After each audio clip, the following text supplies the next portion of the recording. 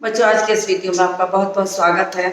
मैं आपको विशेषण की पुनरावृत्ति करा रही हूँ और विशेषण की पुनरावृत्ति कराते हुए मैंने आपको विशेषण की परिभाषा, उसकी पहचानने के तरीके के साथ साथ मैंने आपको उसके भेदों पर, मैं कल इसके पहले वाले वीडियो में आ चुकी थी, तो उसमें मैंने आपको गुणवाचक विशेषण पूरा समझाया था। फिर उसके बाद मैं परिमाणवाचक विशेषण पर आ गई थी, जिसके दो भेद हैं, निश्चित संख्या, निश्चित परिमाणवाचक और अनिश्चित परिमाणवाचक। तो मैं आज भेद से ही शुरू करती हूँ, क्योंकि इसके पहले के वीडियो को मैंने वही समाप्त किया था। तो मैं आपको बता देती हूँ कि इसके 4 भेदों में से दूसरा है परिमाणवाचक विशेषण, और इसके 2 भेद हैं, निश्चित परिमाणवाचक और अनिश्चित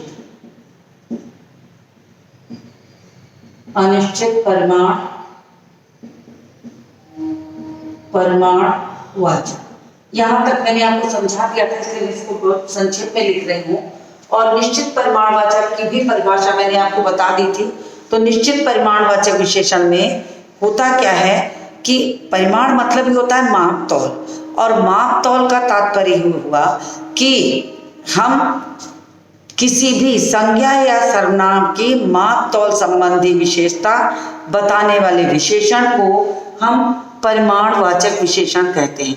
इसके 2 भेद होते हैं, निश्चित परिमाणवाचक, अनिश्चित परिमाणवाचक। और अब क्या होता है कि निश्चित परिमाणवाचक में ये निश्चित होता है कि जो संख्या बताई गई वो निश्चित है, यानी वो विशेषण शब्द जो संज्ञा और सर्वनाम की निश्चित माप तौल संबंधी विशेषता बताता है, उसे हम निश्चित परिमाणवाचक विशेषण कहते हैं। तो मैं ये परिभाषा बोर्ड पे लिख रही हूँ, फिर उसके बाद मैं अनिश्चित भी आपको साथ ही समझाऊंगी। तो पहला है निश्चित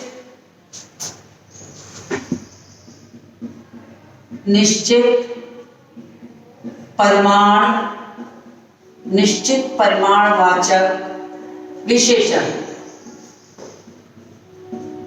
निश्चित परिमाणवाचक विशेषण की परिभाषा लिखिए कि वह विशेषण शब्द जो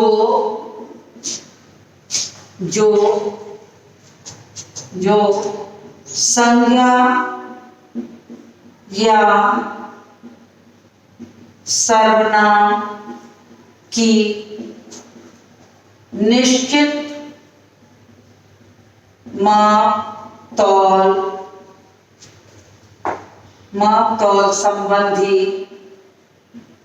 संबंधी विशेषता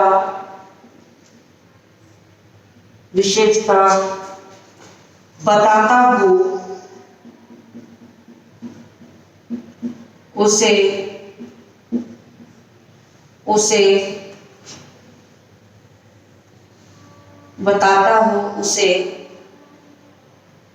निश्चित परिमाणवाचक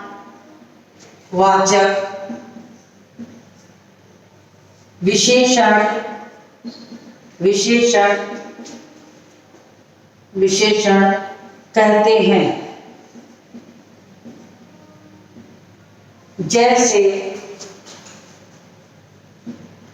जैसे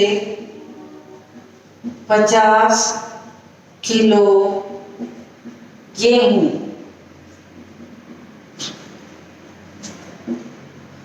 5 लीटर दूध, 25 लीटर पेट्रोल, डीजल इत्यादि। यानी यहाँ पर जो मात्रा दी गई है वो मात्रा बिल्कुल सुनिश्चित है कि इतनी चीज ही हमें चाहिए। ये जबकि मैंने इससे पहले के वीडियो में आपको बता दिया था, लेकिन चूंकि मुझे अनिश्चित परिमाणवाचक विशेषण पढ़ाना था और जब तक मैं निश्चित परिमाणवाचक को पूरी तरह से पुनरावृत्ति न कर दूं तो कल के वीडियो की, तो आपको अगला नहीं समझ में आएगा। इसलिए मैंने उसको यहीं पर पुनः समझाया आपको, ताकि अच्छे से समझ में आ जाए।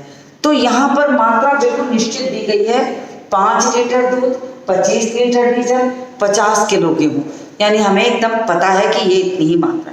तो इसका नाम भी वैसे ही है कि निश्चित परिमाणवाचक विशेषण। अब मैं आती हूँ सीधे अनिश्चित परिमाणवाचक विशेषण। तो दूसरी हेडिंग डाल दीजिए, अनिश्चित परिमाणवाचक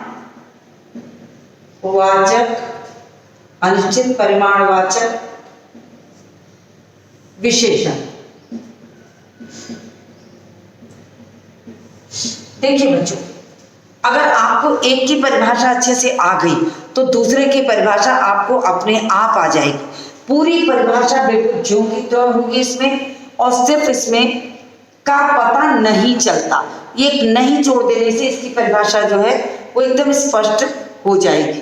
तो देखिए, मैं उसी परिभाषा को पढ़ के इसको समझाने चल रही हूँ। वह विशेषण शब्द जो संज्ञा या सर्वनाम की निश्चित माप तौल संबंधी विशेषता को नहीं बताता, उसे हम अनिश्चित परिमाणवाचक विशेषण कहते हैं।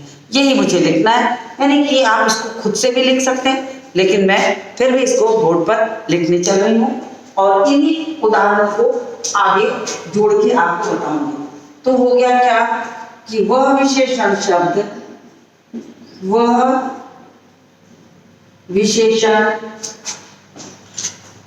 शब्द जो संज्ञा या सर्वनाम की निश्चित मात्रा अर्थात मात्रा मतलब माप तौल, निश्चित मात्रा या माप तौल को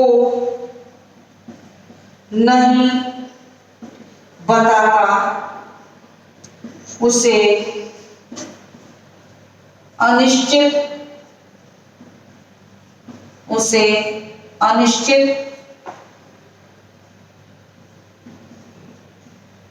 परिमाणवाचक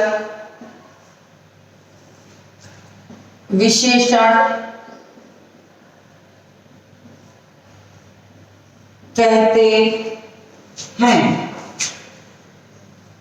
अब इसी उदाहरण को मैं परिवर्तित कर रही हूं, जैसे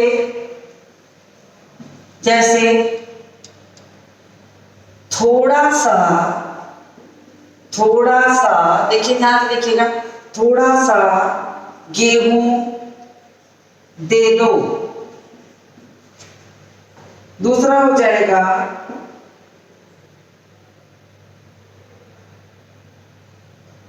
कुछ लीटर दूध चाहिए। फिर 25 लीटर, फिर अगला हो जाएगा थोड़ा डीजल गाड़ी में डलवा लो। अब यहां पर थोड़ा, कुछ, आदि जो शब्द आए हैं, ये सारे शब्द जो हैं आपकी अनिश्चितता का बोध करा रहे हैं, जिसके कारण ये जो है अनिश्चित परिमाणवाचक विशेषण कहलाते हैं। तो मैंने आपको दोनों समझा दिया। 1 से 2 की परिभाषा निकलती है यदि आपने उसको ध्यानपूर्वक सुनने की कोशिश की है, समझने की कोशिश की है। रटने से व्याकरण नहीं आता। मैं अपने हर व्याकरण के वीडियो में इस बात को बोलती हूँ कि आप उसको समझने की कोशिश करिए, जिसके लिए आपको बार बार वीडियो देखना पड़ेगा या बार बार सुनना पड़ेगा, तभी जाके वो चीज़ें आपको याद होंगी। तो इतनी चीज़ें आपको याद हो गई होंगी, तो मैं इसके आगे बढ़ूंगी लेकिन आप इसका स्क्रीनशॉट ले सकते हैं। मैं संख्यावाचक लिखूंगी इसलिए मैं ऊपर से करूंगी ताकि पूरा एक में आ जाए। तो आपने स्क्रीनशॉट इसका ले लिया होगा, मैं किनारे हूं एकदम, मैं इसको रब करती हूं।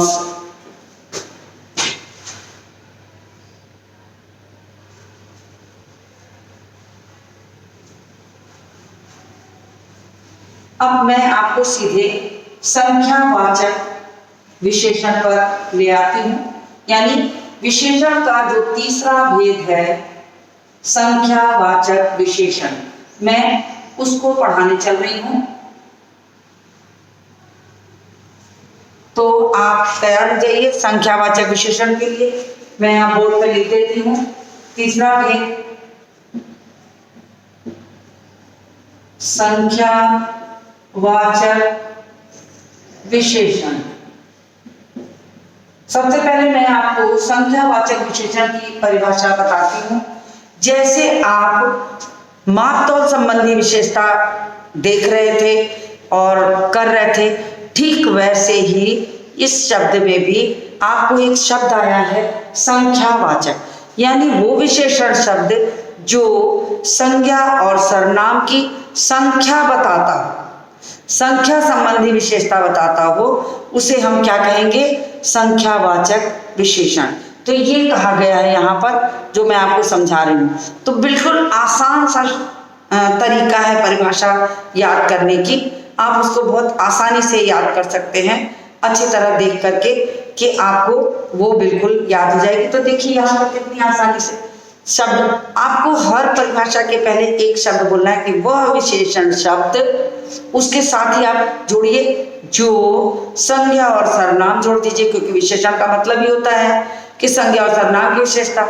तो वो विशेषण शब्द जो संज्ञा और सर्वनाम की, फिर आ जाइए सीधे इस पर, संख्या संबंधी विशेषता बताता हो, उसे संख्यावाचक विशेषण कहते हैं। ये इसकी परिभाषा है जो मैं बोर्ड पर लिखने चल रही हूं।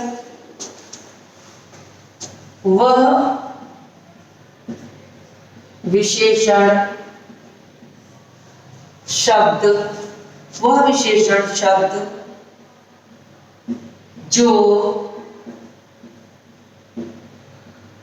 संज्ञा और सर्वनाम, जो संज्ञा और सर्वनाम की संख्या संबंधी विशेषता को बताता हो, उसे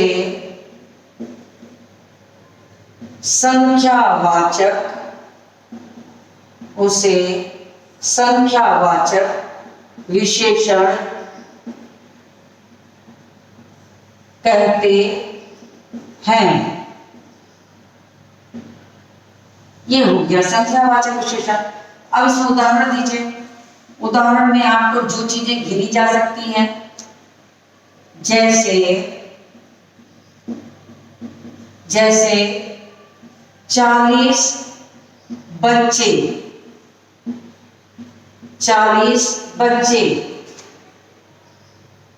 10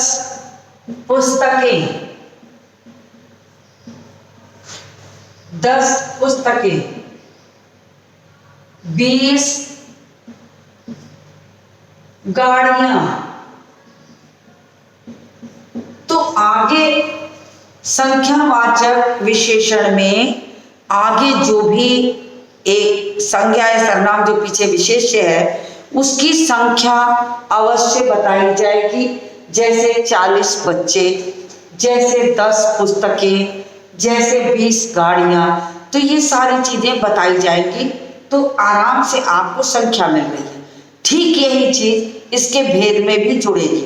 या तो आप इसको ये भी कह सकते हैं कि ये संख्यावाचक का निश्चित संख्यावाचक है, लेकिन वास्तव में जो संख्यावाचक की परिभाषा है वो निश्चित संख्या और अनिश्चित संख्या दोनों के दे सकते हैं। तो एक उदाहरण मैं इसमें से अनिश्चित संख्यावाचक का भी जोड़ दे रही हूं कि कुछ बच्चे, जैसे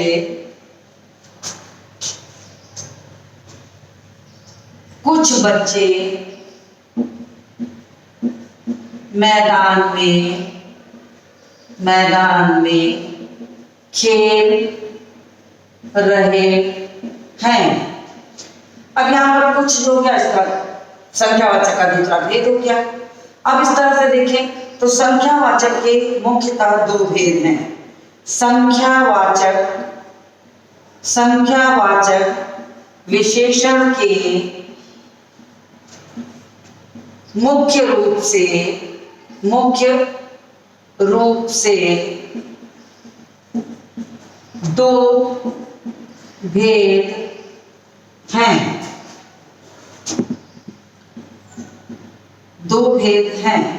पहला निश्चित, जैसे आपने परिमाणवाचक का किया था ठीक वैसा ही इसमें भी है। निश्चित संख्यावाचक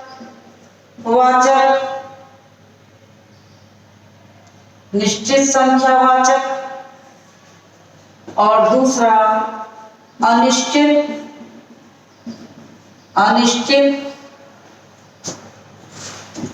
संख्यावाचक।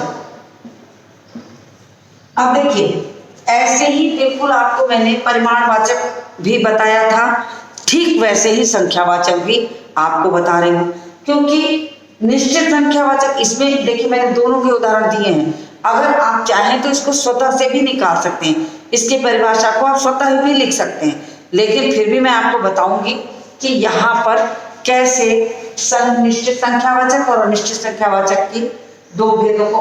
अब ये देखिए, निश्चित है और ये अनिश्चित है, बस यही इसके भेद है और यही इसकी परिभाषा है। तो मैं आपको अब इसके भेदों की परिभाषा लिखवाने चल रही हूं। तो आप पहली हेडिंग डालिए निश्चित संख्यावाचक। पहली हेडिंग डालिए निश्चित संख्यावाचक विशेषण। अब इसकी परिभाषा क्या होगी?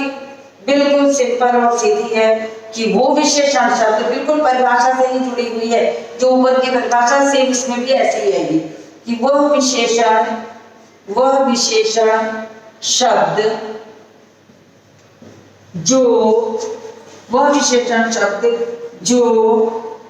संज्ञा या सर्वनाम की निश्चित अभी देखिएगा, ध्यान दीजिए, निश्चित संख्या बताता हो उसे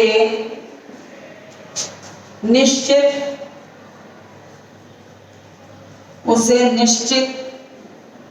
संख्यावाचक विशेषण कहते हैं। जैसे आप ऊपर जो उदाहरण दिए गए हैं वो भी दे सकते हैं, या दूसरा भी दे सकते हैं कि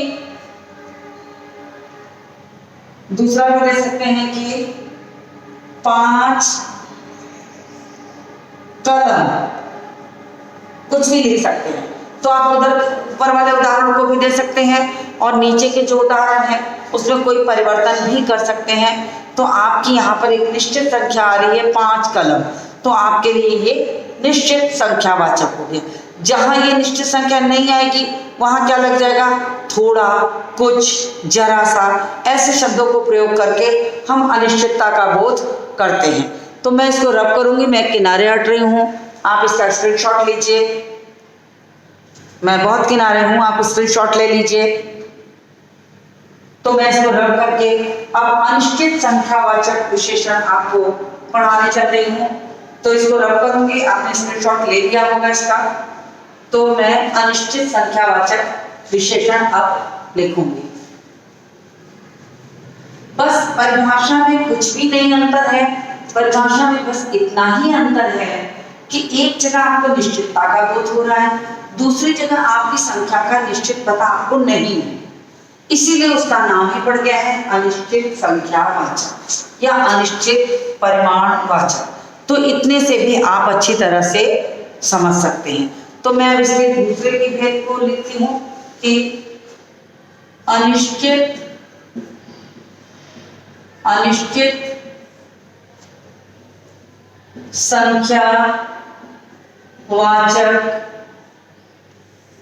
संख्यावाचक विशेषण। अनिश्चित संख्यावाचक विशेषण।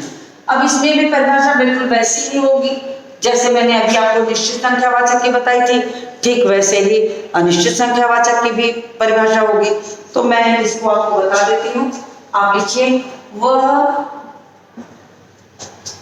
वह विशेषण शब्द जो संज्ञा या सर्वनाम की निश्चित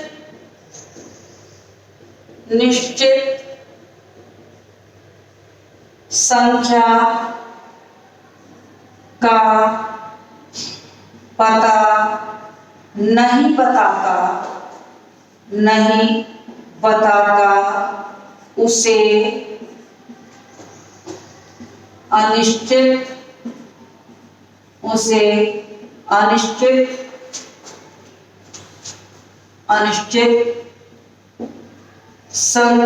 संख्यावाचक विशेषण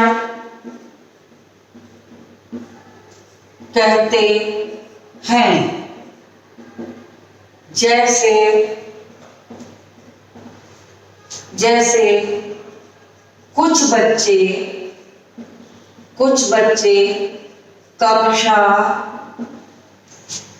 कुछ बच्चे कक्षा में बैठे हैं।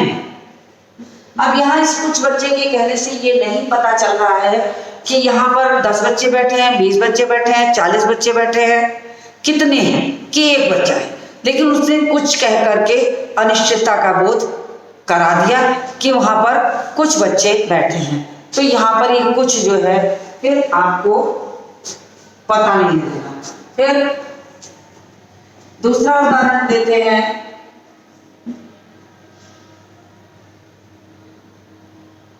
कि थोड़े से छात्र मैदान में हैं, और थोड़े से छात्र में कितने हैं नहीं पता चल रहा। यहाँ भी अनिश्चितता की बात हो रही कि इसलिए यहाँ पर भी अनिश्चित संख्यावाचक है। तो इस तरह से आपको जहां कहीं भी संज्ञा या सर्वनाम की अनिश्चित संख्या का बोध हो वहां पर आपका अनिश्चित संख्यावाचक विशेषण होगा। इतनी बात मुझे उम्मीद है आपको समझ में आ गई होगी। अब मैं दोनों के बाद अब आपको इसका जो चौथा भेद है वो बताने चल रही हूं, जिसका कि नाम है सार्वनामिक विशेषण।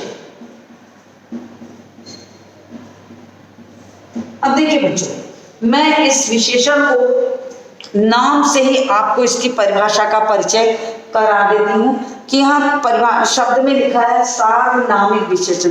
बहुत जगह इस विशेषण को पुस्तकों में संकेतवाचक भी लिखा होगा, लेकिन आप इसका नया नाम जो है सार्वनामिक विशेषण, उसी को दिमाग में रखकर चलिए तो आपको अच्छी तरह से समझ में आ जाएगा।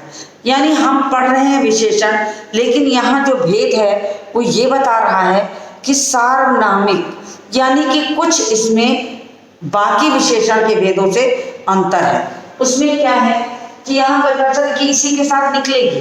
कैसे निकलेगी कि वह सर्वनाम शब्द, ध्यान दीजिएगा मेरी बात को, कि वह सर्वनाम शब्द, यहाँ पर सर्वनामिक है इसलिए आप अपनी परिभाषा को ऐसे शुरू करिए कि वह सर्वनाम शब्द। अभी तक हमने आपको जितनी भी परिभाषाएं बताई थी उसमें आपको कहा था कि आप ऐसे शुरू करिए कि वह विशेषण शब्द, लेकिन इस चौथे वाले में जो सार्वनामिक विशेषण है इसमें आप अपने शब्द की परिभाषा के शब्द की शुरुआत कैसे करेंगे, वह सर्वनाम शब्द, तो आपको अपने आप याद हो जाएगा।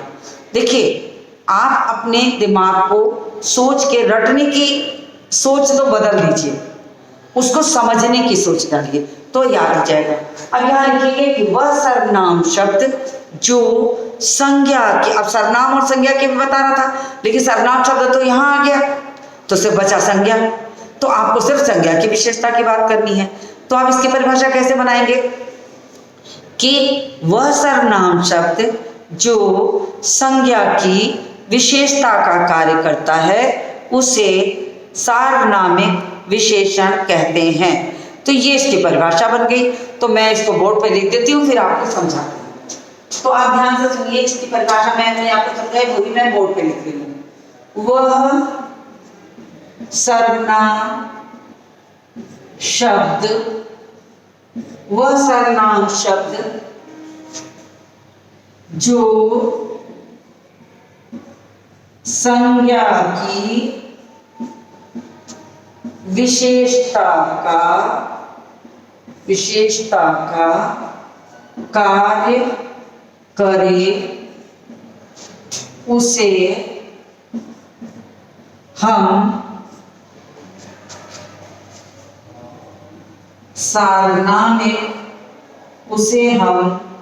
सार्वनामिक विशेषण,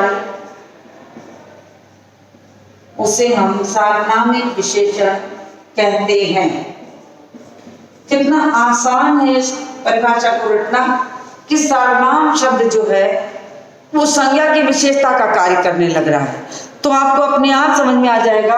लिखा हुआ सीधे सीधे कि वह सर्वनाम शब्द जो संज्ञा की विशेषता का कार्य करने लगे उसे हम सार्वनामिक विशेषण कहते हैं। तो आप इसको उतार लीजिए। अब देखिए, अब आपको सर्वनाम शब्द को संज्ञा की विशेषता का कार्य के लिए उदाहरण देना है। तो जैसे आप क्या लिखेंगे, वह राम का घर है। अब मैं आपको एक चीज बता दूं बच्चों कि यहाँ पर जो ये सर्वनाम शब्द आया है, ये सर्वनाम शब्द न होकर के राम के घर की विशेषता का कार्य कर रहा है। तो राम के घर की विशेषता का कार्य करने के कारण ये सर्वनाम शब्द यहाँ पर विशेषण बन गया। बस यही इसकी खूबी है कि आप इसको इसी तरीके से याद करेंगे कि ये इसके लिए विशेषण हो गया। और दूसरी एक बहुत आवश्यक चीज बता दूं कि इस सार्वनामिक विशेषण में हमेशा ही सर्वनाम शब्द के बाद तुरंत बाद संज्ञा शब्द आता है और उसी की विशेषता का कार्य वो सर्वनाम शब्द करता है। इस कारण से वो जो सर्वनाम शब्द होता है वो विशेषण बन जाता है और उसको हम नाम दे दिए हैं सार्वनामिक विशेषण, जो यहाँ पर मैंने लिखा है। तो मैंने उदाहरण भी लिख दिया, वह राम का घर है। दूसरा उदाहरण लिखती हूँ,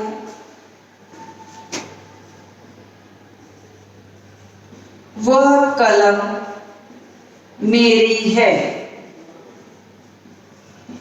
वह कलम मेरी है। अब यहाँ पर ये भी सार्वनामिक विशेषण का कार्य करती है। अब बच्चों एक प्रश्न आता है कि आपको प्रश्न पूछा जाता है कि सर्वनाम और सार्वनामिक विशेषण में क्या अंतर है। जब आपको कभी भी ऐसा प्रश्न आए तो आप क्या करेंगे, आप तुरंत कौन सा काम करेंगे कि आप एक तरफ आप सर्वनाम की परिभाषा लिख दीजिए कि वह सर्वनाम शब्द जो संज्ञा की वह सर्वनाम की परिभाषा लिख दीजिए, वह सर्वनाम शब्द जो संज्ञा के स्थान पर प्रयोग किया जाता है उसे हम सर्वनाम कहते हैं, या संज्ञा के स्थान पर प्रयोग किए जाने वाले शब्दों को हम सर्वनाम कहते हैं। तो आपने सर्वनाम की परिभाषा लिख दी। अब आया कि सर्वनाम और सार्वनामिक विशेषण में क्या अंतर है, तो आप उसके बाद सर्वनाम की परिभाषा देने के बाद इसको लिख दीजिए, इसको लिख दीजिए। अब आपको उदाहरण देके एक ऐसा वाक्य बनाना है जिसमें एक में सर्वनाम हो और दूसरे में सार्वनामिक विशेषण हो। शब्द बिल्कुल उसी से मिलता जुलता बनाना है जो मैं यहाँ पर लिख रही हूँ। तो मुझे लग रहा है कि यहाँ लिखूंगी तो आपको दिखाई देगा, हाँ देगा, तो मुझे लगता है कि दिखाई देना चाहिए। ठीक, एक वाक्य है, वह मेरा घर है, और दूसरा वाक्य है, वह घर मेरा है।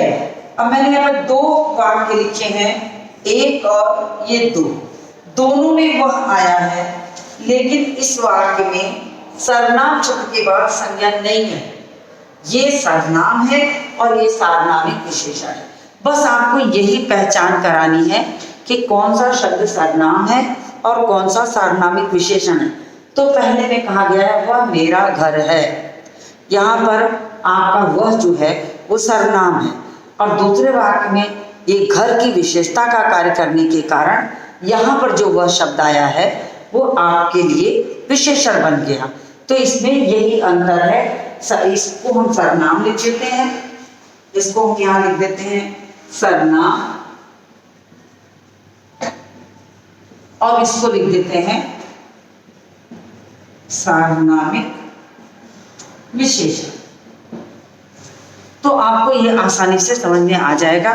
तो मुझे उम्मीद है कि आपको मैंने जो विशेषण के भेद पढ़ाए वो अच्छी तरह से अब आपको समझ में आ गया होगा।